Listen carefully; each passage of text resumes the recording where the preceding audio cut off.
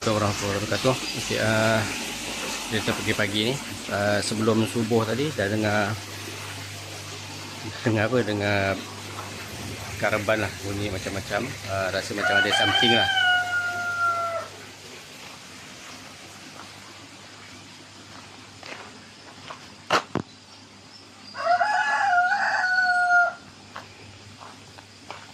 So bila tengok tu memanglah betul ada.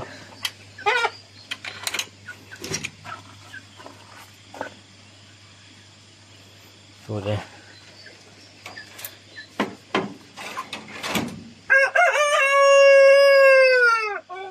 Okay, kita keluarkan dulu. Sekejap.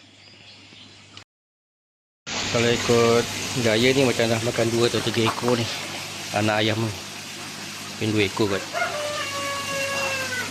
Panjangnya lebih kurang mungkin dalam 2 meter. Tak besar sangat lah, tapi still. Itu dah jumpa dia, dah cakap dah kalau datang lagi sekali memang arwah lah. Kalau dia datang sekali maksudnya memang dia minta lah.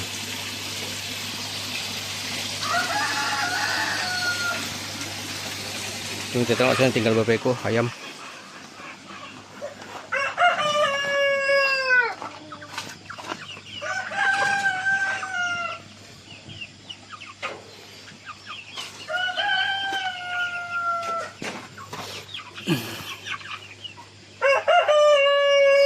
Betul tu mungkin dalam 2 ekor macam tu dia makan. Kat sini ada lagi anak-anak So anak ayam lah dia makan. Yang umur dalam 2 bulan macam tu.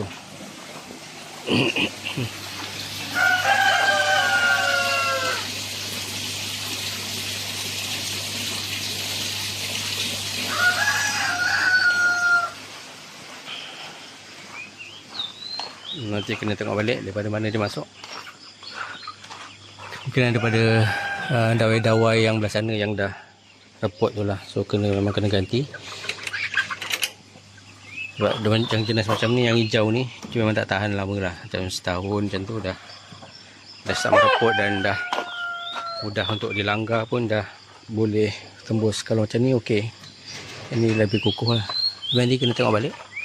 Boleh jadi mungkin daripada sini. Boleh jadi mungkin daripada sini.